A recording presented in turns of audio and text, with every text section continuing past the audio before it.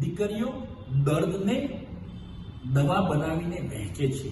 દીકરીઓ દર્દને દવા બનાવીને વહેંચે છે. દીકરીઓ ઘરને સ્વર્ગ બનાવે છે. દીકરીઓ પરી બનીને ઘરની અંદર ઉડે છે અને સુવાસ ફેલાવે છે. એમની અદ્ભુત યાદો મૂકીને જાય છે. મિત્રો, અહીંયા દીકરીઓની વાત હું એટલે કરી રહ્યો છું કે આ વર્ષે મારી જોડે MLISમાં ઘણી દીકરીઓ ભણવા આવી છે. એમાંથી 5 જેટલી દીકરીઓ મેરિડ છે અને એ ઘરકામ કરીને ખૂબ સાહસ કરે છે, સંઘર્ષ કરે છે, ખૂબ કામ કરે છે, હાર્ડ વર્ક. અને આ હાર્ડ વર્ક કરીને ભણવા આવે છે. ભણવામાં પણ એમનું ધ્યાન રાખે છે. એમના ઘરે બાળકો સાચવે છે, સાસુ સસરાને સાચવે છે, મા બાપને સાચવે છે, પરિવાર આખાને સાચવે છે, 2 ટાઈમ જમવાનું બનાવે છે. છતાં પણ આ દીકરીઓના ચહેરા પર દર્દ ના દેખાય. દર્દ દિલમાં હોય પણ ચહેરા પર દેખાતું નથી. અને આવી દીકરીઓ મેં જોઈ, આમ આંગળીના વેઢે ઘણા એવું નથી, પણ છતાં અમુક હું નામ લઈને કહીશ કે સ્મિતાબેન ખૂબ મોટી ઉંમરે 42-43 વર્ષે ભણવા આવ્યા છે. બાળકો ઘરમાં છે, પતિનું જમવાનું બનાવવાનું, ફેમિલીનું. આ બીજા એક બેન મિત્તલબેન છે, એ પણ એમને એક દીકરી છે અને એ દીકરી સાસુ સસરાને કામ કરાવીને એમને જમાડીને બધું કરીને આવવું મોટી વસ્તુ છે મિત્રો. એ જ રીતે કિંજલબેન ગઢવી છે, પણ એમને પણ એ જ સાસુ સસરાને. આ દીકરીઓ તમે જુઓ, એમનું દર્દ કોઈને કહેતી નથી. એ જ રીતે જ્યોતિબેનની આપણે વાત કરીશું તો જ્યોતિબેનને પણ એવું જ છે કે પરિવારના માટે રસોઈ બનાવીને આવું, ઘરનું કામ કરવું, ભણવા આવવું. તો દીકરીઓ શું એમનું દર્દ દવા બનાવીને વહેંચે છે એમ કહીએ તો કંઈ ખોટું છે મિત્રો? મને તો સાચું જ લાગે છે. કેમ કે આ દીકરીઓ કોઈને દર્દ વહેંચતી નથી, પણ એ દર્દને દવા બનાવીને એ પોતે પીવે છે અને બીજાને પીવડાવે છે અને માણસને હસતો કરી દે છે. વેદનાઓ ઘણી પડી છે અંદર, વલોપાત ઘણો છે, પણ આ વલોપાતને એ હાસ્યમાં ફેરવીને, હાસ્યમાં રૂપાંતરિત કરીને સમાજમાં એક આગવું પ્રદાન કરે છે. એટલે તો દીકરીના માટે ઘણા બધા શબ્દો વપરાય છે, પણ બધા શબ્દો ઓછા પડે. પણ આ દીકરી જે દર્દને દવા બનાવીને વહેંચે છે, બિલકુલ સાચી વાત છે. અત્યારે હાલ મારી સામે જે વિડીયોગ્રાફી કરી રહી છે વિભા, એ પણ ખૂબ દર્દ લઈને આવી અને એણે હસવા માટે જબરજસ્ત પ્રયત્ન કર્યો, પોતે હસી અને એ પણ સરસ રીતે એના સેટ થઈ ગઈ. બીજા બેન મારા ત્યાં બેઠી છે, મોનિકા તલરેજા. મોનિકા તલરેજા ખૂબ હોશિયાર, એને ગૌણ સેવાની 2-3 પરીક્ષાઓ પાસ કરી દીધી. એ સિવાય સેફની અંદર અત્યારે હાલ જોબ કરી રહી છે, PhDમાં એડમિશન મળી, હાર્ડ વર્કર. તો મિત્રો, આ દીકરીઓ, એને ઘરની પરિસ્થિતિ ખરાબ છે, એની મમ્મી બીમાર હતા, છતાં પણ આવું જવું બધું. તો આવી દીકરીઓ દર્દ તો છે જ, એમને દુઃખ તો છે જ, પણ છતાંય કોઈને ખબર પડતી નથી. આવી મારા ક્લાસની દીકરીઓ ઘણી, મિત્રો કદાચ ગણાવીશ ને કોઈ ભૂલ રહી જશે તો વાંધો નહીં. અમારી નિશા દીકરી છે, નિશા દવે, તો એ પણ ઘરે જમવાનું બનાવીને મમ્મી પપ્પાને ખવડાવીને, મમ્મી અથવા તો જે પરિવારમાં હોય એમને આવવાનું. એ જ રીતે આપણે વાત કરીશું.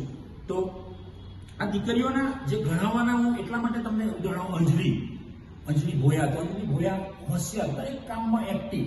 આ દીકરીઓ ઘરનું પણ ધ્યાન રાખે છે. ગાયત્રી, તો ગાયત્રીના પણ એવું છે કે ભાઈ હોસ્ટેલમાં રહેવું, પરિવાર, મમ્મી પપ્પાને ત્યાં ફોન કરીને સાચવે, એમને કંઈક તકલીફ હોય તો એમને ત્યાં આગળ પૂછવું. કેલી છે અમારી દીકરી, શીતલ છે. આ બધી દીકરીઓના અંદર દર્દ ઘણું પડ્યું છે. પ્રિયંકા છે, ડોડિયાર. આ બધી દીકરીઓના અંદર દર્દ ઘણું પડ્યું છે, પણ એ દર્દ કોઈને કહેતી નથી, પણ હૃદયમાં છુપાવીને એ પોતે રૂપાંતરિત કરીને હસીને વાત કરે છે. તો મિત્રો, આ દીકરીઓ, ઘણી બધી દીકરીઓ, આ બધા કોઈના નામ, બધાના નામ યાદ ના હોય, પણ જે અહીંયા મેં રજૂઆત કરી છે એવી દીકરીઓની વાત કરું તો એક આયુષી, એક સાબરકાંઠામાંથી, ગામમાંથી આવે છે, પણ સદાય એક્ટિવ, જબરજસ્ત એક્ટિવ, હસતી રહે. કંઈ પણ કામ કરવાનું હોય, ભણવામાં તત્પરતા, કંઈ પણ કામમાં તત્પરતા. તો મિત્રો, એક નાનકડી દીકરી 5મા 7મા ધોરણથી બહાર નીકળીને હોસ્ટેલમાં રહે છે ને અહીંયા અમદાવાદમાં અત્યારે ગુજરાત વિદ્યાપીઠમાં આયુષી ભણે છે, પણ સતત એક્ટિવ. તો દીકરીઓને દર્દ છે, એને પણ ઘરેથી આવવાની ઈચ્છા ને. નાનપણમાં 5મા ધોરણથી કે 10મા ધોરણમાંથી બહાર હોસ્ટેલમાં રહેવું બહુ મુશ્કેલ વસ્તુ, છતાં પણ એ દર્દ કોઈને કહેતી નથી. એટલે તો મિત્રો, આ સમાજ ચાલે છે, સમાજ ચાલે છે, દીકરીઓથી ચાલે છે, સ્ત્રીઓથી ચાલે છે, આપણી માથી ચાલે છે, આપણી બહેનથી ચાલે છે. આવી અસંખ્ય એમના સ્વરૂપો છે, સ્ત્રીઓના, દીકરીઓના અસંખ્ય સ્વરૂપો છે. એટલે તો આ સમાજ ટકી રહ્યો છે અને દીકરીને એટલે તો આપણે સન્માન આપવાનું છે. દરેક દીકરીને, દરેક સ્ત્રીને સન્માન આપીશું. કારણ કે કોઈ પણ પરિવારમાં કંઈ દર્દ હોય, દુઃખ હોય, તો દીકરીઓ એને જુદી રીતે સોલ્યુશન લાવવાનો પ્રયત્ન કરે છે.